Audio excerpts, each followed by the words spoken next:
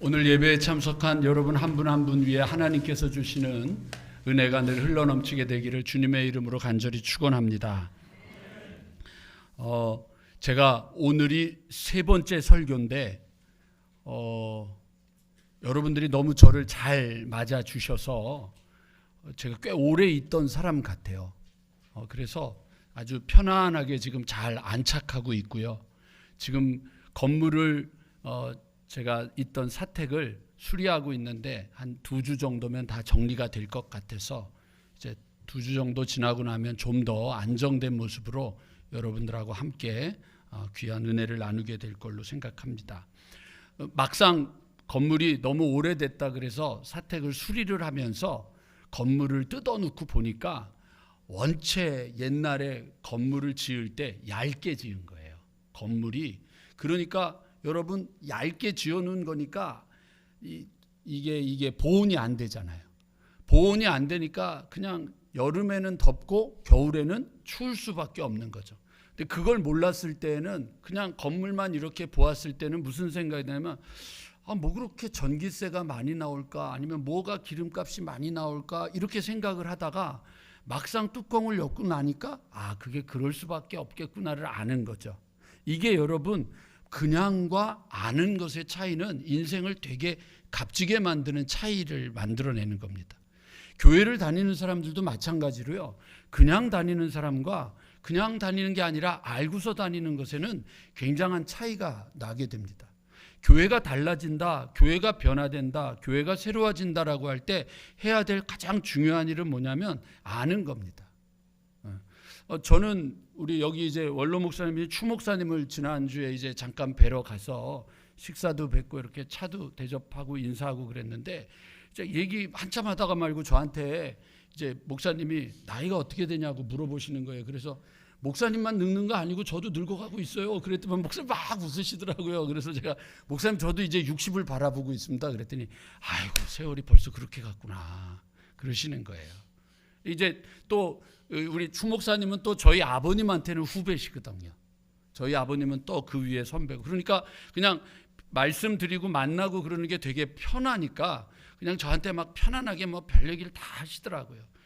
아들 딸 얘기를 했는데 안 하도록 하겠습니다. 그 얘기는 여기 계시니까 그냥 뭐 이제 막 아들하고 대하고 얘기하는 것처럼 막 편하게 얘기를 하시는데 얘기를 하다가 보니까 제가 몰랐던 걸 아는 거죠. 그냥 들어서 아는 것과 만나서 이야기를 하면서 아는 것에는 분명히 차이가 나는 거예요. 마찬가지로 예수 그리스도를 믿음으로 우리가 예수를 알아갈 때 알면 알수록 멋있는 예수님, 값진 예수님, 기가 막히구나 이런 예수님이 있는가 하면 그냥 멍하니 막연하게 믿는 예수님도 있을 수 있다고 하는 것입니다. 오늘 로마서 8장 31절에서 39절은 그 부분을 우리에게 이야기해 주고 있습니다. 혹시 여러분 좀 덥지 않으신가요? 더우시죠? 에어컨이 틀어지는 것 같은데 아까 일부 예배 때는 덥지도 않은데 틀어가지고 춥게 만들고 좀 부탁드리겠습니다. 네. 윌리엄 랜돌프 허스트라고 하는 아주 미국의 어마어마한 부자가 있었습니다. 이 부자가 가지고 있는 꿈이 무엇이었느냐면 세상에 유명한 골동품이나 예술품을 모으는 것이었었어요. 그래서 아주 큰 땅을 사고 거기에 어마어마한 성을 진 다음에 골동품이나 예술품들을 모아서 거기다가 이렇게 비치하는 게 이 사람에게 아주 그 삶의 기쁨이었습니다. 삶의 기쁨이었는데 하루는 신문에 너무 좋은 보물이 나왔는데 이 보물을 갖고 싶어져 가지고 이 사람이 어떤 의뢰인에게 이 대리인에게 이 물건 좀 빨리 찾아서 가지고 와라. 내가 돈은 얼마든지 줄 테니까 찾아와라. 그랬더니 이 대리인이 6개월 동안 세상을 헤매고 돌아다니다가 드디어 다시 왔습니다. 그러니까 윌리엄 랜돌프 허스트라고 하는 사람이 어디냐고 너무 나 그거 갖고 싶다고 그랬더니 이 대리인이 이렇게 얘기합니다. 허드슨 씨 찾았습니다. 어디에 있냐고? 당신의 창고에 있습니다. 수년 전에 당신이 이미 사셨습니다. 본인의 창고에 그 보물을 사가지고 갖다 놨는데 자기의 창고에 그것이 있는지 없는지도 모르고 세상 어딘가에 있을 거라고 찾아다니고 있었던 이 허스튼 씨가 바로 우리입니다. 이미 우리 안에는 주님께서 예수 그리스도라고 하는 가장 값진 보물을 주셨는데 우리는 그 보물을 모르고 사는 거예요. 보물인지 아닌지도 모르고 사는 거죠. 어느 교회의 권사님이 그렇게 기도를 열심히 하고 눈물을 흘리면서 열정적으로 막 기도를 하는 권사님이 계셨는데 늘 뒤에서 보고 있던 어느 집사님이 부러운 거예요. 부러워가지고 하루는 기도가 끝나고 나오는데, 금요일날 기도회 끝나고 나오는데 그 권사님을 붙잡고 인사를 하면서, 권사님, 저는 권사님이 너무 부러워요. 기도를 하시는 모습이 너무 부럽고요. 저도 그렇게 기도했으면 좋겠어요. 정말 권사님을 보시면 하나님이 너무 좋아하실 거예요. 그러고 막 이야기를 하니까 권사님이 그 집사님의 손을 잡고, 나를 그렇게 칭찬해주고 격려해줘서 너무 고마워. 그런데 집사님, 하나님이 누구야? 나는 말이야, 교회를 왔는데 사람들이 막 부르짖으면서 울고 기도하는 걸 보면서 내 속이 하도 문드러지는 일이 많아서 나도 그냥 거기 앉아서 열심히 소리 지르고 그냥 울다가 보니까 어느 날 집사가 되고 권사가 돼 있고, 그러다 보니까 그냥 소리만 지르고 기도하다 보면 스트레스가 쫙 풀리고, 난 그래서 늘 언제나 기도 시간에 와서 개운하게 사우나 하듯이 하고 가는 건데, 하나님이 도대체 누구야? 혹시 오늘 우리들이 그렇지 않을까를 생각해 보셔야 돼요. 교회를 다니는데 진짜 하나님을 만나는 경험을 해 보셔야 되잖아요. 좀 재밌는 얘기 하나 해드리도록 할게요. 몇 년 전에 여기 오셨던 이덕주 목사님이 계시잖아요. 이덕주 목사님 얘기 한번 했다가 유장로님한테 아주 혼났어요. 제 친구입니다. 그래가지고 기가 팍 죽어버렸잖아요. 이덕주 목사님이 이제 제가 논문을 쓸 때, 저 대학원 논문 쓸 때 도움을 많이 주셨어요. 그래가지고 이제 그분을 제가 뉴질랜드에 모셔서 부흥회를 하는데, 그때 그 부흥회를 하고 있을 때 하나님이 제 마음에 너 이제 여기를 떠나야 된다. 이제 여기서 할 일 다 했으니까 떠나라는 마음에 자꾸 감동을 주셨어요. 근데 그때는 떠나고 싶지 않았어요. 제가 말 잘 듣는 하나님의 종이다고 늘 생각하고 사는데, 그때는 영주권도 나왔고요. 영주권도 기적적으로 잘 나왔고요. 아이들도 거기서 공부를 잘하고, 교회는 20명밖에 안 됐었는데 한 250명이 모이는 교회가 됐으니까, 이게 이민교회는 여러분들은 놀라지도 않는 일이지만 이민교회를 살아본 분들은 교회가 그렇게 모이는 게 쉽지 않거든요. 6년 만에. 그러니까 어마어마하게 교회가 큰 거예요. 그러니까 가기가 싫어가지고 주님 좀 할 일이 있습니다. 좀 할 일이 있습니다. 막 이러고 있었어요. 그런데 부흥회를 하는 날 저는 요 앞자리, 우리 주의자 앉아있는 그 자리에서 은혜 받으려고 맨 앞자리에 앉아 있었는데, 이 이덕주 목사님이 말씀을 전하다가 갑자기 그 무당이 신접한 거 있잖아요. 신접한 것처럼 말씀을 전하다 말고 갑자기 저를 싹 보더니, 서목사, 목사들이 교회를 왜 못 떠나는 줄 아나? 이러시는 거예요. 그러니까 얼마나 제가 소름이 끼쳤겠어요. 저하고 저희 아내만 이제 그걸 갖고 기도를 하고 있는데, 그러니까 제가 놀랐는데 가만히 있으니까 저를 보더니, 심으라 그러면 심으면 되고 물 주라 그러면 물 주면 되지, 지가 거둘라고 그러니까 그렇지. 그러더니 다시 제정신으로 돌아오셔서 말씀을 전하시는 거예요. 그러니까 저희는 그게 충격이었어요. 권사님, 그럼 떠나야 돼요? 말아야 돼요? 그렇죠. 남 얘기는 그렇게 쉽게 하는 거라고 제가 말씀드렸잖아요. 어떻게 떠나요? 벌써 제가 거기가 한국에서 떠난 지 7년째가 돼버리니까 한국에 적응할 데가 없어져 버린 거죠. 아버님은 이미 은퇴하셨고 아무도 저를 알아주는 사람도 없고, 그리고 우리 아이들은 여기서 이제 뉴질랜드에서 살아가는데 한국말을 잃어버려 가기 시작하는 거예요. 그러니까 여러분, 이게 아이들이 한국말을 잃어버리기 시작하니까 얼마나 불안한지 모르거든요. 어떤 업소가 뭐 사기를 치다가 적발됐습니다. 그랬더니 우리 그 아들이, 아빠, 업소가 영업하는 곳이 적발됐다는 게, 영업하는 곳이 뭐야? 그래서 업소를 그래. 그랬더니 업소가 뭐야? 그래서 업소는 뭐 파는 곳인데, 그랬더니 우리 딸이 나중에 이제 돌아왔길래, 야, 네 동생이 업소도 모른다. 왜 그걸 몰라요? 난 아는데. 그래서 어떻게 하냐 그랬더니 업소, 이소. 이게 해외에서 살다가 보면 이게 한국말이 자꾸만 없어져 버리니까, 그러니까 이제 저희는 뉴질랜드에 정착해 가는 거라고 생각을 하고 있는데, 떠나라 그러니까 못 떠나겠는 거예요. 그래서 제가 하나님 앞에 기도했어요. 하나님, 그냥 갈 수 없고, 혹시 여러분들 여기 오셨을 때도 봤겠지만 개량 한복을 입고 계시거든요. 그 이덕주 목사님이 이렇게 개량 한복을 입으셔서 저거 주시면 제가 떠날게요. 그랬어요. 떠나겠다는 얘기예요? 안 떠나겠다는 얘기예요? 안 떠나겠다는 얘기죠.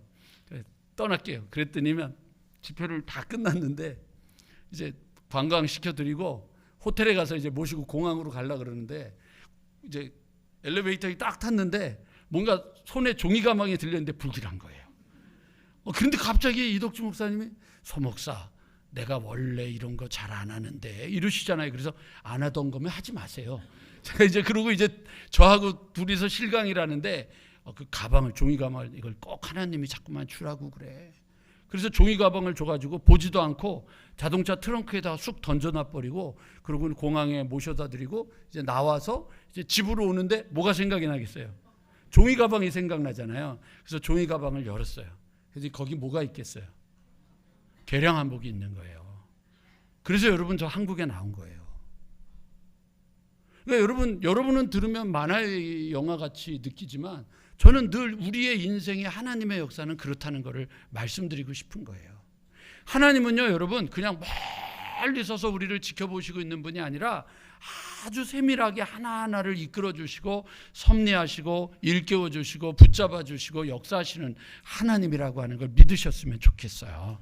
그래서 그걸 경험해야 우리들의 신앙이 이게 진짜구나를 느끼게 되는데 그런 걸 경험하지 못하니까 하나님이 없는 것처럼 느끼다 보니까 신앙생활이 행복하지 않은 거예요. 저는 여기 와서 지금 우리 장로님들이 기도할 때마다 되게 감격하는 것 중에 하나가 장로님들 뿐만이 아니라 권사님들도 마찬가지예요. 기도할 때마다 교회 학교를 위해서 기도하는 걸 볼 때마다 되게 기뻐요. 그런데 저는 어려서부터 교회 학교 때문에 살았어요.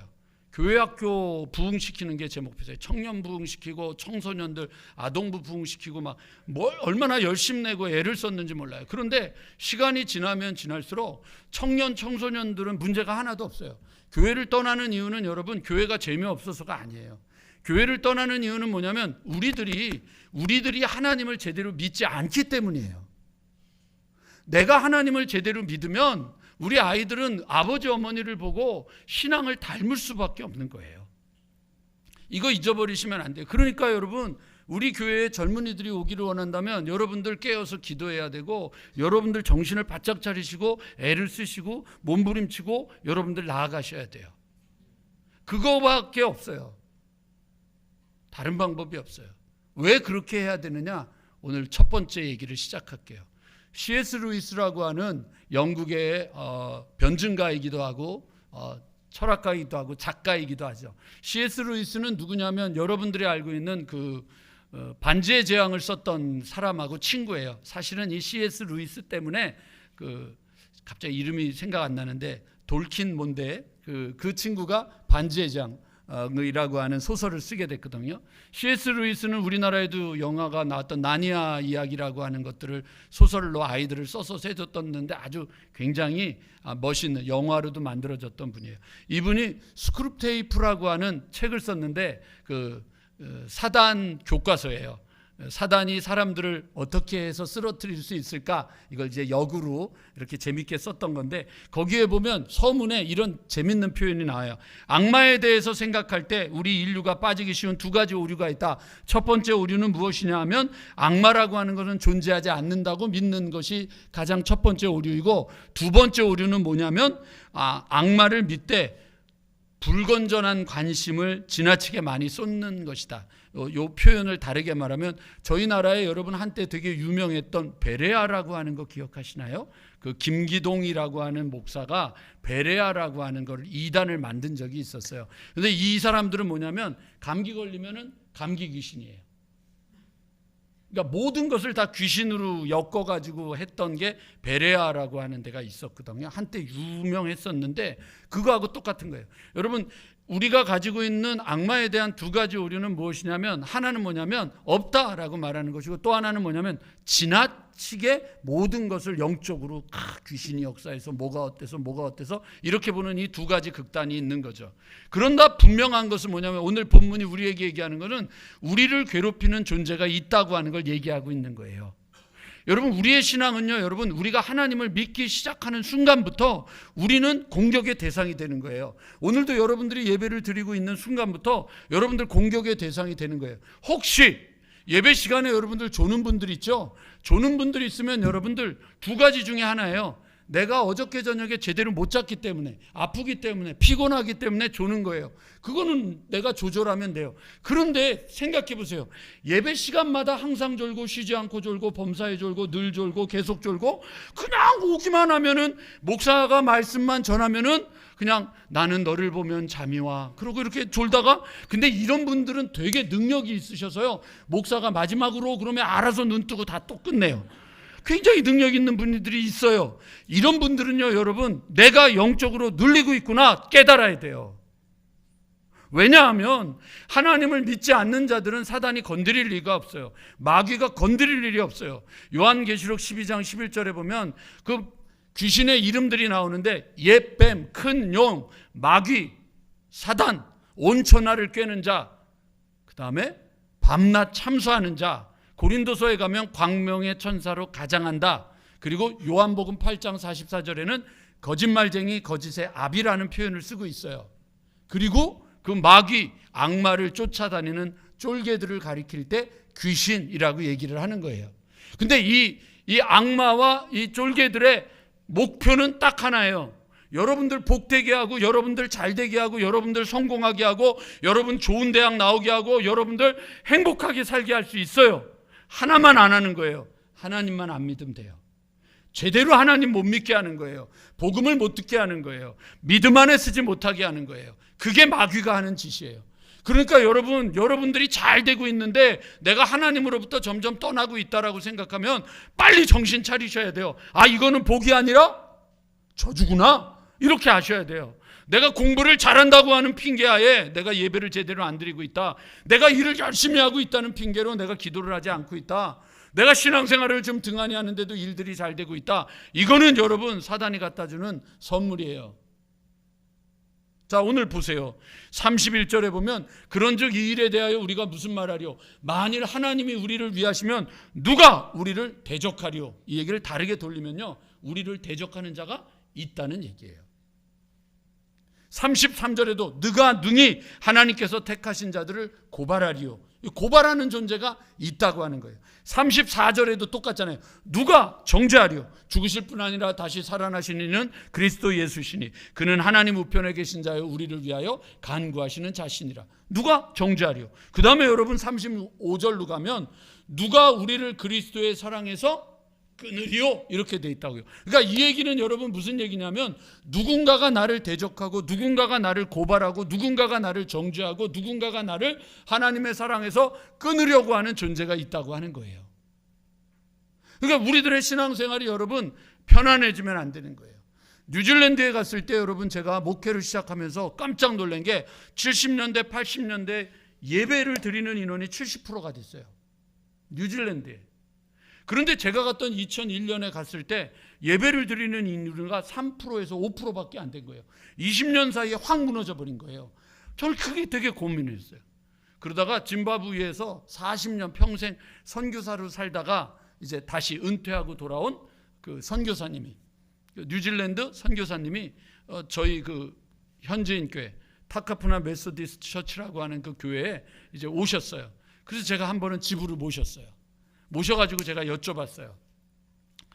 선교사님은 교회가 막 부흥하던 시절에 이곳에 있다가 아프리카 짐바브웨에서 40년 선교를 하고 돌아오셨는데 왜 이렇게 됐습니까?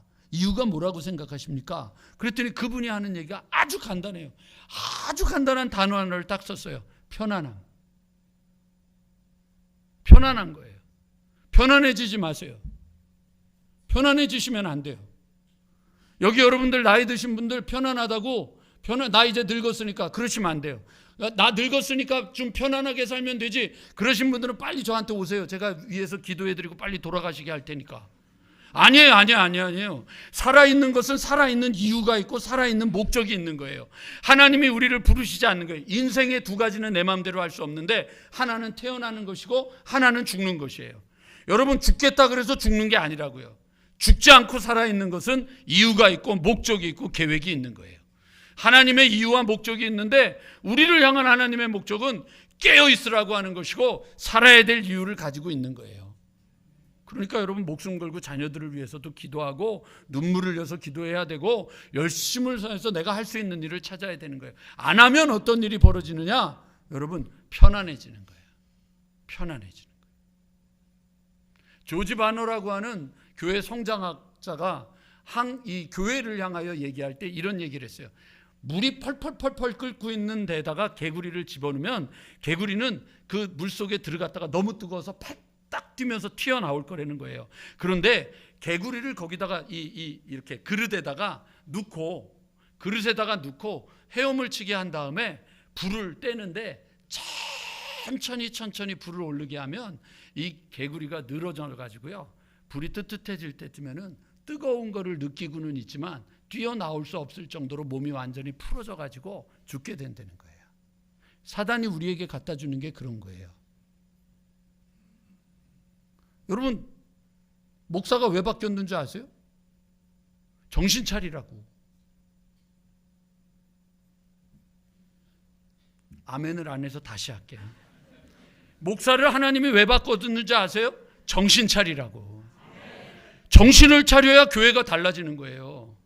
저는 여러분 뉴질랜드에서 이미 봤다니까요. 교회가 무너지는 걸 봤다고요. 100명이 모이던 타카푸나 그 교회, 백인 교회가 제가 6년 지나고 나는데 50명밖에 안 남았다니까요. 그 목사님은 주로 뭐 합니까? 막 웃으면서 목사님이 하는 얘기가 있어요.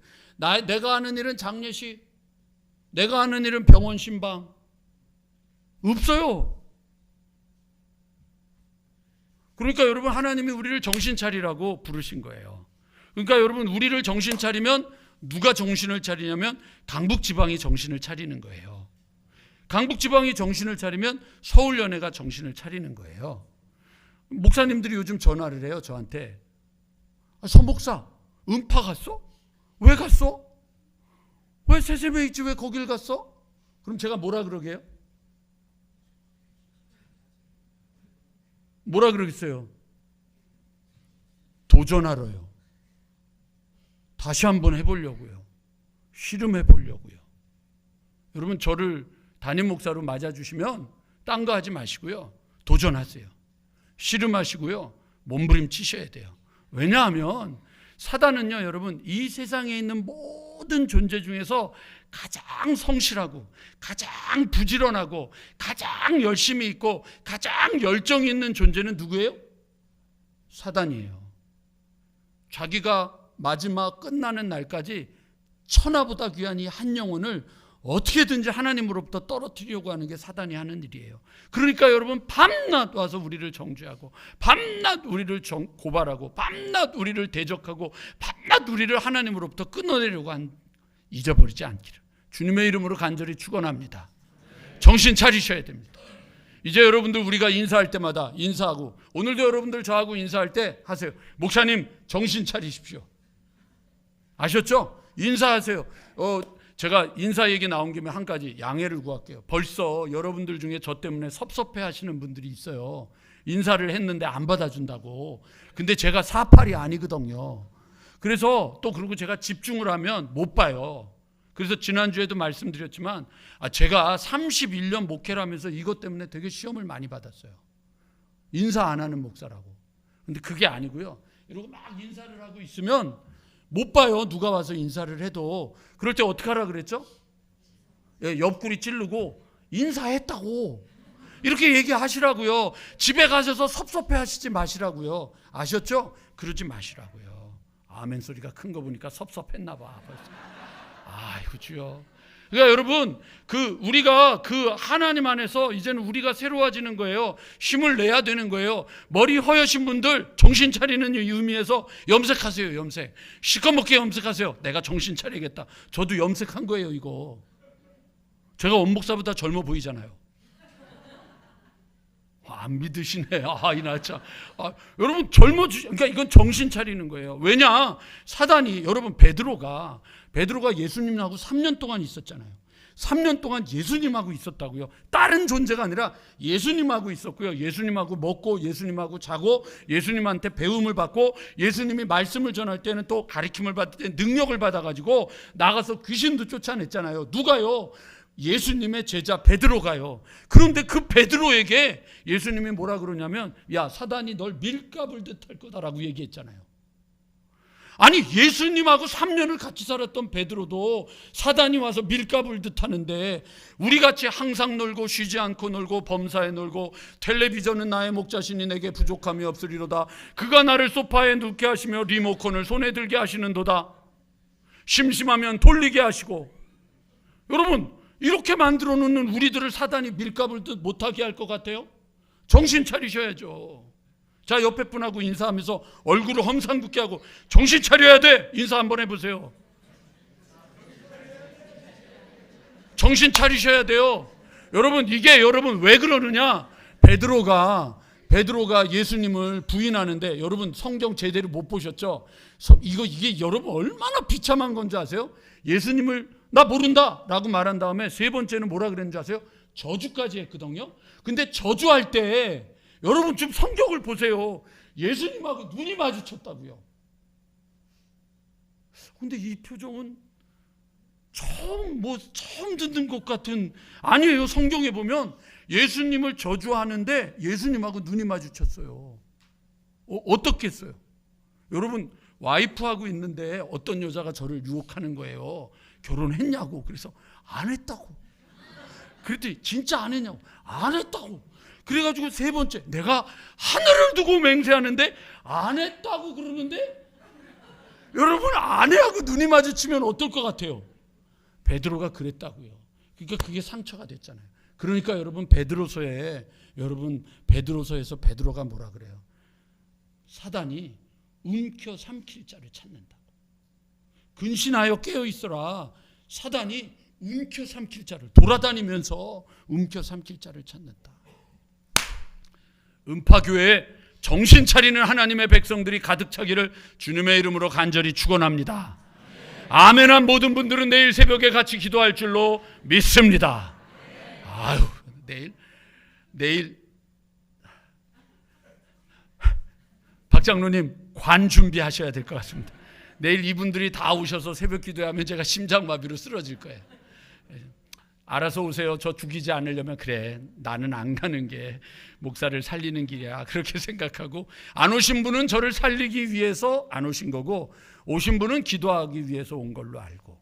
그런데 사단이 이렇게 공격하는 일에 대해서 로마서에서 바울이 주는 답은요, 너무 기가 막혀요.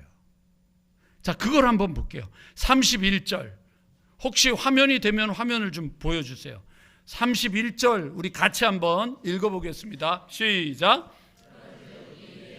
우리가 무슨 말하리요? 만일 하나님이 우리를 위하시면 누가 우리를 대적하리요? 여러분, 대적하는 존재가 있는데 걱정하지 마라. 왜냐하면 하나님이 우리를 위하시기 때문이다. 하나님이 우리를 어떻게 위하시냐? 32절. 자기 아들을 아끼지 아니하시고 우리 모든 사람을 위하여 내주시니가 어찌 그 아들과 함께 우리에게 모든 것을 주시지 아니하겠느냐? 그러니까 예수님을 줬는데 다른 것은 주셔요, 안 주셔요? 주시죠. 그럼 왜 못 받았어요? 아니, 물어보면은 갑자기 눈들이 다 사팔이 되세요. 왜? 이렇게 저를 잘 보다가도 물어보면 뭔가 불안하니까, 우리 자매들 앞으로 열심히 공부해야 돼, 나하고. 걱정돼요. 얘네들 둘 다 사팔돼서 결혼식장 입장하는데 사팔돼서 이러고 가면 어떡하겠어요? 잘해야 돼. 여러분, 왜냐하면 예수님이 우리를 위하여, 하나님이 예수님을 우리에게 보내주셨는데 그 다음에 뭐라고 되어 있느냐면 32절에 아니, 그 아들도 주셨는데 모든 것을 우리에게 주시지 않겠느냐? 주신다는 거예요? 안 주신다는 거예요? 그럼 왜 못 받는 거예요? 구하지 않았던 거죠. 또 하나가 있어요. 구하지 않았을 뿐만 아니라 여러분들 안 믿은 거죠. 미국의 앤드루 잭슨 대통령, 7대 대통령이에요. 그러니까 이거는 1800년대 초에 있었던 얘기죠. 조지 윌슨이라는 사람이 우편물을 훔치는 사람을 발견하고 그거를 총으로 쏴서 죽이는 일이 벌어졌습니다. 이로 인해서 조지 윌슨은 체포되었고 사형 언도를 받게 되었습니다. 그런데 우편물을 훔친 강도를 쏜 거기 때문에 정상이 참작이 되어서 대통령이 그에게 무죄 석방이라는 특별 사면장을 내렸습니다. 그럼 어떻게 하면 돼요? 나오면 되잖아요. 그런데 재밌는 거는 이 조지 윌슨은 자기에게 내려진 사면장을 거부한 거예요. 죽겠다는 거예요. 죽겠다고 이야기를 하니까 이게 이제 문제가 된 거죠. 문제가 돼가지고 대통령이 사면장을 내렸는데 사형수가 이를 받아들이지 않음으로 인해서 대법원까지 상정되어서 마지막 대법원에서 판사가 판결을 내렸어요. 잘 들으세요. 그때 내렸던 판결을 읽어드릴게요. 사면장은 하나의 종이 쪽지이지만 그 가치를 받아들이는 사람에게는 귀중한 결정이 된다. 종이 쪽지이지만 그것을 받아들이는 사람에 의해서 결정이 된다. 만약 사면을 거절한다면 그 사람은 용서받을 수 없다. 그러므로 조지 윌슨은 처형을 당해야 된다. 사면장이 우리에게 도착했단 말이에요. 야, 하나님이 우리를 사랑하셔가지고 우리에게 예수 그리스도를 보내주셨다. 이거는 여러분 우리를 용서하시고 우리를 고치시고 우리를 치료하신다는 사면장이라고요. 근데 이 사면장을 여러분 우리가 아멘! 그리고 믿음으로 받아들이면 그 사면장이 내 것이 되지만 그 사면장을 우리가 안 받아들이면 이건 종이 쪽이에요. 여러분 이 종이 쪽지는요 안 받아들이면 어떻게 하면 되는 줄 아세요? 이렇게 하면 되는 거예요. 아무것도 아닌 거예요 이거예요 여러분. 우리에게 하나님이 지금 우리를 위하시면 누가 대적하리요 이렇게 얘기하시잖아요. 자기 아들을 아끼지 아니하고 우리에게 모든 예수 그리스도를 보내주셨는데 그분이 우리에게 다른 건 안 주시겠느냐. 다른 건 안 주시겠느냐. 야, 너희 아버지가 악해도 떡을 달래는데 돌을 주고 생선을 달래는데 뱀을 줄 아비가 없겠느냐. 하물며 하늘에 계신 아버지께서 구하는 자에게 좋은 것을 주시지 않겠느냐. 마태복음 7장. 누가복음엔 성령을 주시지 않겠느냐. 믿음을 갖기를 주님의 이름으로 간절히 축원합니다. 그 다음에 여러분 보세요. 33절. 누가 능히 하나님께서 택하신 자들을 고발하리요 이렇게 돼 있잖아요. 자 보세요 여러분. 하나님께서 택하셨어요. 요한복음에 가면은요. 요한복음에 보면 뭐라고 되어 있냐면 너희가 나를 택한 것이 아니요 내가 너희를 택했다라고 얘기를 해요. 제가 이 부분을 계속 강조하겠지만 네 가지 복음을 기억하세요. 복음의 핵심에는 네 가지가 있는데 너희가 나를 택한 것이 아니요 내가 너희를 택했다. 아셨죠 여러분? 내가 너희를 택한 것이다. 내가 너희가 나를 사랑한 것이 아니라 내가 너희를 사랑했다. 아셨죠? 하나는 뭔지 아세요? 너희가 나를 찾아온 것이 아니라 내가 너희를 찾아왔다. 네 번째, 너희가 나를 부른 것이 아니라 내가 너희를 불렀다. 찾아오셨다, 택하셨다, 사랑하셨다, 부르셨다. 근데 여기에 항상 주제는 뭐냐면 먼저예요. 하나님이 먼저 나를 찾아오셨다. 하나님이 먼저 나를 택하셨다. 하나님이 먼저 나를 사랑하셨다. 하나님이 먼저 나를 부르셨다. 그러니까 여기 있잖아요. 택했다. 누가 택했어요?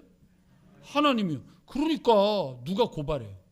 고발할 수가 없는 거예요. 아니 내가 택했다니까 이러는 거예요. 하나님이 재판정에 딱 써 있는데 사단이 말이죠. 이렇게 얘기하니까 얘는 안 돼요. 얘는 안 되는 애라고요. 그러는데 하나님은 뭔 소리야 내가 택했는데. 뭔 소리야 내가 택했는데. 이 얘기예요. 그래서 여러분 33절에 고발하리요 의롭다 하시니는 하나님이시니. 지난주에 말씀드린 거 다시 한번 표현할게요. 의롭다라고 하는 표현은요. 세상이 말하는 것과 성경이 말하는 것은 구별해야 돼요. 의롭다라고 할 때 세상은 의로운 삶을 얘기를 해요. 그러나 신앙을 가진 우리들에게 의롭다라고 하는 것은요. 여러분 의자, 양자에다가 나자라고 그랬잖아요. 어린 양의 피로 내가 새로워지는 게 의로운 거예요. 그러니까 의롭다라고 하는 건 예수 그리스도의 보혈로 우리가 하나님 앞에 나아가게 된 자가 의로운 거예요. 의롭게 살아서 의로운 게 아니에요. 우리 중에 의로워서 하나님 앞에 나아갈 자는 없잖아요. 모든 사람이 죄를 범하였으며 하나님의 영광에 이르지 못하더니. 그러니까 의롭다라고 하는 건 예수 그리스도로 우리가 의로워진 거예요. 그러니까 내가 예수 그리스도로 이루어졌는데 누가 나를 고발해? 이렇게 담대해지셔야 돼요. 세 번째, 여러분 34절, 누가 정죄하리요? 죽으실 뿐 아니라 다시 살아나신 이는 그리스도 예수시니 그는 하나님 우편에 계신 자요 우리를 위하여 간구하시는 자신이라. 정죄당할 일이 없다고요. 그렇다고 여러분 나는 정죄할 자도 없고 고발할 자도 없고 대적할 자도 없으니까 마음대로 살아도 돼, 그러지 마시고요. 그 얘기를 하는 건 아니잖아요. 어쨌든 여러분 지금 누군가가 나를 정죄하려고 하는데, 이게 여기서 중요한 게 뭐냐면, 다시 화면 볼까요? 34절, 죽으실 뿐 아니라 다시 살아나신 이는 누구시라고요? 그리스도 예수시니. 이게 중요한 게 아니에요. 저는 이 말씀도 중요하지만 우리가 지금 실수하고 있는 가장 커다란 실수는 그 다음 구절이에요. 둘째 줄 이는부터 같이 큰 소리로 외쳐보겠습니다. 시작.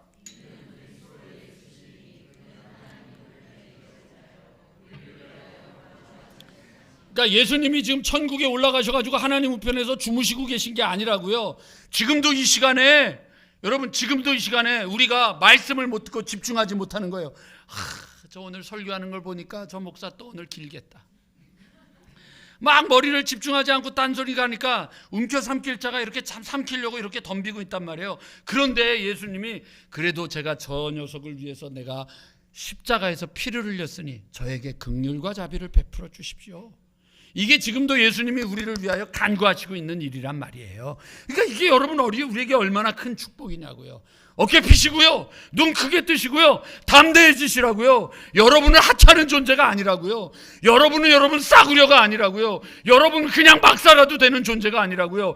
여러분 스스로를 내가 공부를 못했다고 아무것도 아니라고, 가진 게 없다고 아무것도 아니라고, 내 인생은 되는 게 없다고 아무것도 아니라고 말하지 마시라고요. 왜? 하나님은 단 한 번도 우리에게 나는 너를 그렇게 하찮게 만든 적이 없다고 말씀하신다고요. 음파의 존재 중에 어느 누구도 하나님은 싸구려로 만들지 않으셨다고요. 싸구려 되기 원하세요? 제가 먼저 싸구려처럼 대해드릴게요. 그럼 아니잖아요. 여러분, 오늘 장로님 오늘 뭐 드시고 싶은 거 있으면 말씀해 주세요. 오늘 너무 감격스러워요. 세샘에 있을 땐 우리 장로님들이 대표 기도를 나오면 우리 목사님 그러지 담임 목사님 뭐 이런 소리를 안 하시더라고요. 근데 오늘 김모 장로님께서 기도하러 나오시더니, 아니야, 이건 장로님이 아니라 오빠에게 밥을 사드려야 될 것 같아요. 뭐 말씀하세요. 제가 오늘 대접해 드릴게요. 여러분, 담임 목사구나 내가. 내가 정신 차려야 되겠구나. 장로님, 그냥 장로님 되시면 안 돼요. 이거는 여러분 하나님께서 내게 기름 부으신 거예요. 그러니까 이 목사가 하나님 앞에 가서 여러분 얼마나 혼날지 아세요? 옛날에 어떤 목사님이 꿈을 꿨어요. 꿈을 꿨는데 천국에 들어가는데 베드로가 뛰어나오더래요. 베드로가 막 뛰어나오더래요. 그래서 뛰어나와가지고 막 너무 반갑게 맞으니까 왜 그러세요? 그랬더니 100년 만에 목사가 처음 왔어. 100년 만에 목사가 처음 왔어. 장로님 100년 만에 목사가 처음 왔으니 장로님들은 얼마 만에 가겠어요? 그렇구나. 권사님들 정신 차리시란 말이에요. 그 이름에 합당하게. 이거 정신 차려야 되겠구나. 담임 목사라고 오늘 기도하는데 제가 정신이 번쩍 들더라고요. 이거 잊어버리지 마시라고요. 우리를 위하여 지금도 일하고 계시고 역사하시고 소망하시는 하나님의 역사가 여러분 가운데 있게 되기를 주님의 이름으로 간절히 축원합니다. 하나 더 있잖아요. 누가 우리를 그리스도의 사랑에서 끊으리요? 환난이나 곤고나 박해나 기근이나 적신이나 위험이나 칼이라 기록된 바 우리가 종일 주를 위하여 죽임을 당하며 도살당할 양같이 양같이 여김을 받았느니라. 그러나 이 모든 일에 우리를 사랑하시는 이로 말미암아 우리가 넉넉히 이기느니라. 내가 확신하노니 사망이나 생명이나 천사들이나 권세자들이나 현재일이나 장령이나 능력이나 높음이나 깊음이나 다른 어떤 피조물이라도 우리를 우리 주 예수 그리스도 안에 있는 하나님의 사랑에서 끊을 수 없으리라. 끊을 수 없단 말이에요. 끊을 수 없다고요. 믿으세요. 이걸 우리가 믿는 거예요. 이게 우리의 신앙이에요, 여러분. 신앙은 다른 거 아니에요. 예수를 믿는다고 하는 것은 누가 하면 어느 누구도 나를 대적할 수 없고 어느 누구도 나를 고발할 수 없고 어느 누구도 나를 정죄할 수 없고 어느 누구도 하나님의 사랑에서 끊을 수 없다. 그러니까 어깨 피시라는 얘기예요. 그렇게 자식들한테 쩔쩔매지 마시란 말이에요.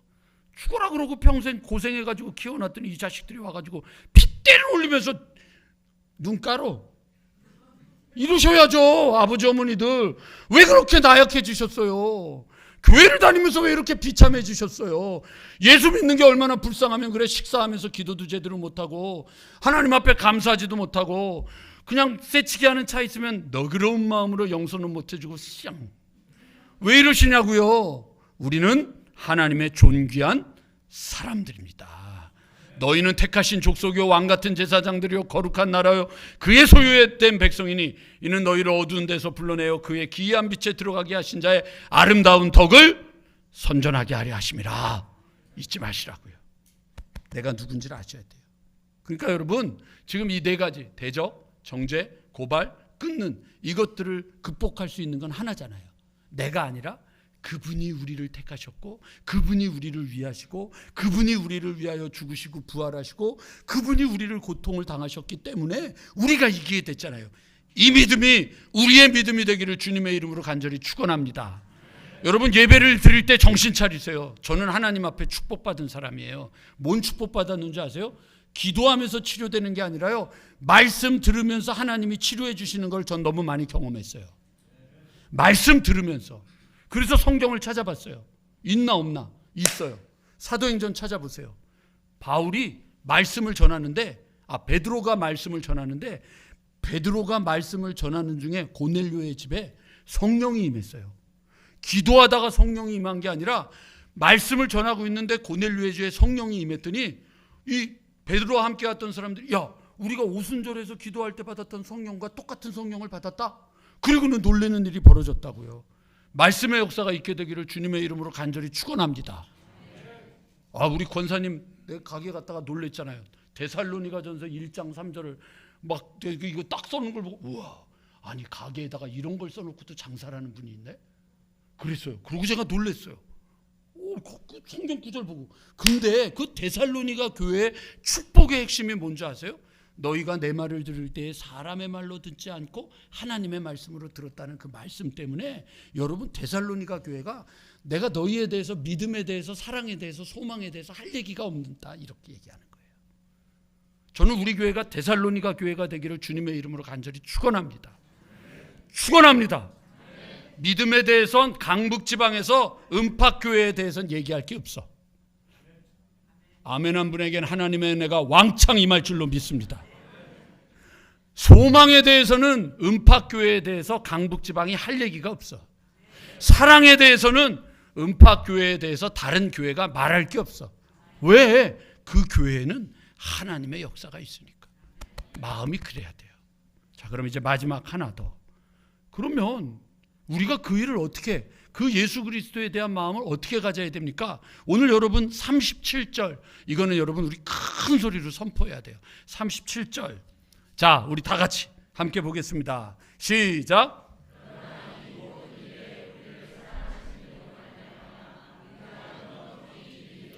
이 모든 일에 우리를 사랑하시는 이로 말미암아 우리가 어떻게 이겨요?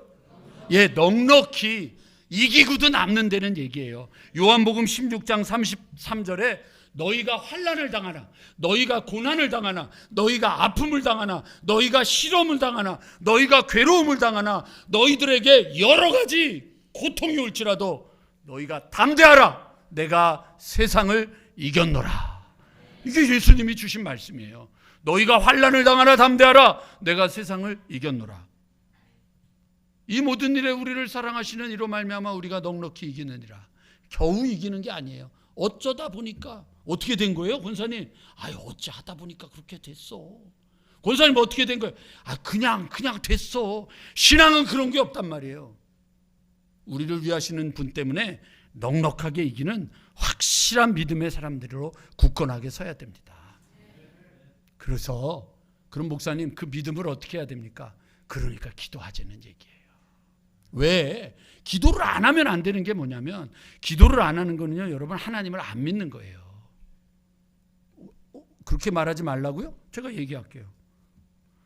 우리 아버지가 재벌이에요. 한 100억이 있어요. 100억이 있는데 100억을 얻으려면 어떻게 해야 돼요? 어떻게 해야 돼요? 별로 장로님 성가대원들이 원래 도를 통했나 봐요. 이렇게 뭐 100억 준다 그래도 뭐 전혀 여유롭게 뭐 저는 100억 준다 그러면 당장 가가지고 아버지한테 달라고 그럴 거예요. 그렇죠? 안 달라 그럴 거예요?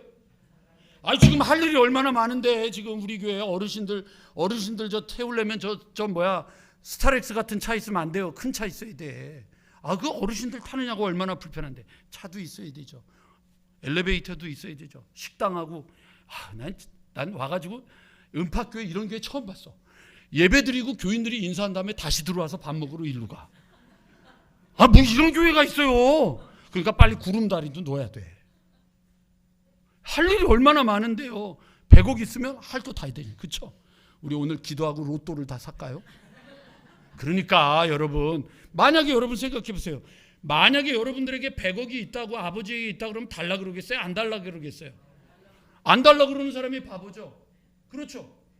답이 있으니까 달라 그러는 게 바보예요? 안 달라 그러는 게 바보예요? 달라 그러는 게 바보예요? 안 달라 그러는 게 바보죠? 기도하는 게 바보예요? 기도 안 하는 게 바보예요? 그렇죠. 기도 안 하는 거는 안 달라 그러는 거 아니에요. 하나님이 다 아신다고요. 근데 구하라 그랬잖아요. 찾으라 그랬잖아요. 두드리라 그랬잖아요. 하나님이 주시겠다고. 하나님은 우리의 기도를 들으시기 원한다고요. 저 이곳에 와서 은파교회 새벽에 기도하는 교회, 은파교회 금요일에 기도하는 교회, 저희 그 소망이에요. 기도하시자고요. 기도하셔야 돼요.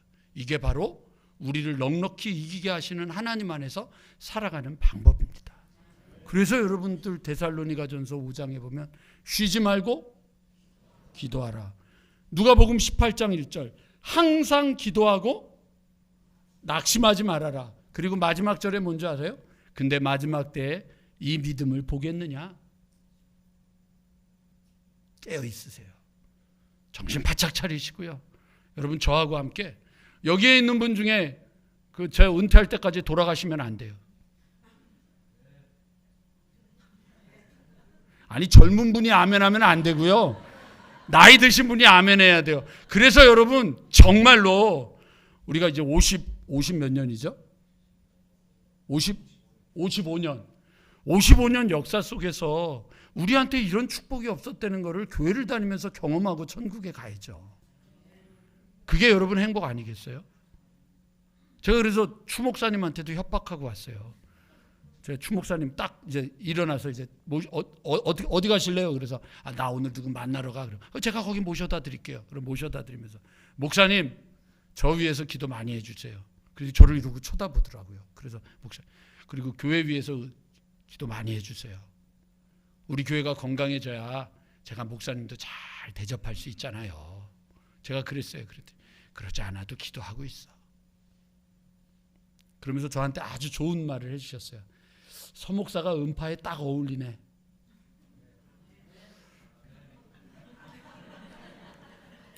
오늘 인사구역회는 부목사 인사구역회가 아니라 담임자 바꾸는 인사구역회로 바꿔야 될 것 같습니다. 이렇게 반응이 없어요. 여러분 제가요 여기 와서 진짜 행복한 게요. 제가 말씀을 전하면서 그렇게 울었어요. 죄송한데 너무 얌전하시고 거룩하신 분들이 있어서 10년을 말씀을 전했는데 제가 10년 동안 들어야 될 아멘 소리를 3주 만에 다 들었어요. 이곳에서. 진짜라고요. 이분들이 이제는 목사 말을 믿지도 않고 나 참 힘들어서 오늘 기획위원회 장로님들하고 모여가지고 회의를 해야 될 것 같아요. 하나님은요 우리를 위해서 대충 적당히 억지로 겨우겨우 이러는 분이 아니고요. 내가 너를 위해서 넉넉히 이기게 하실 거야. 치료의 역사가 우리 가운데 있을 겁니다. 회복의 역사가 우리 가운데 있을 거고 부흥의 역사가 우리 가운데 있을 건데 다시 한번 부탁드릴게요. 제가 흥분하다가 진짜 중요한 걸 깜빡했어요. 어떤 어머니가 나폴레옹 황제 앞에 나아가 아들에 대한 사면을 요청했습니다. 황제는 그 어머니의 아들이 2번이나 과오를 범했기 때문에 죽어 마땅하다고 대답했습니다. 그랬더니 어머니가 나폴레옹에게 이렇게 얘기합니다. 나폴레옹이요, 제가 간청하는 것은 공의가 아닙니다. 저는 자비를 구하는 것입니다. 그랬더니 나폴레옹이 이렇게 말했습니다. 내 아들은 자비를 받을 자격이 없다.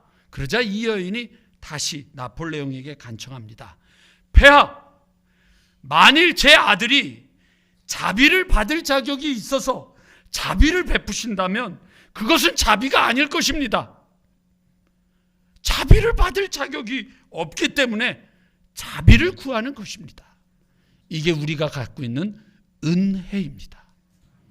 하나님의 은혜는 자격이 있어서 받는 것이 아니라 자격이 없는 자들에게 베풀어 주시는 겁니다.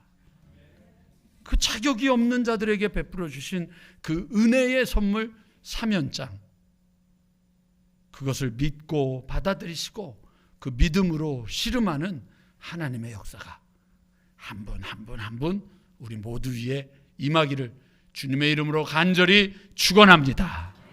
기도하겠습니다. 하나님, 우리 음파의 모든 식구들을 잠에서 깨워주시옵소서. 병에서 일으켜 세워주시옵소서. 지친 삶에서 벌떡 일어나게 하여 주시옵시고 상하였던 내 마음에 성령의 기름으로 채워주시옵소서. 그리고 아버지 하나님이여, 일어나 하나님 앞에 영광 돌리며 하나님을 기뻐하며 하나님의 이름으로 내 삶의 모든 장소에서 승리하도록 역사하여 주시옵소서. 하나님, 우리 이렇게 그냥 멈출 수 없습니다. 저도 음파에 그냥 적당히 목회하려고 온 것 아닌 것처럼 우리 음파의 식구들이 저를 맞이한 것도 그냥 적당히 맞이하려고 맞은 것이 아님을 주님이 아시지 않습니까? 그러니 이 종에게도, 우리 장로님들에게도, 우리 권사님들에게도, 우리 집사님들에게도, 우리 성도들과 청년들에게도 기름 부어주시고 은혜 더하여 주시고 능력을 더하여 주셔서 일어나 빛을 발하는 역사 허락하여 주시옵소서. 오늘 끝나고 주님, 우리가 함께 속회별로 모입니다. 모일 때 주님 수다 떨지 않게 하시고, 모일 때 아버지 하나님 허튼 소리 하지 않게 하시고, 감사하며 고백하게 하시고, 은혜를 소망하게 하시고, 기도하며 아버지 하나님 다시 한번 우리가 일어날 수 있도록 주님 앞에 영광 돌리는 시간이 되도록 축복하여 주시옵소서. 우리를 구원하여 주신 예수 그리스도의 이름으로 기도드리옵나이다. 아멘.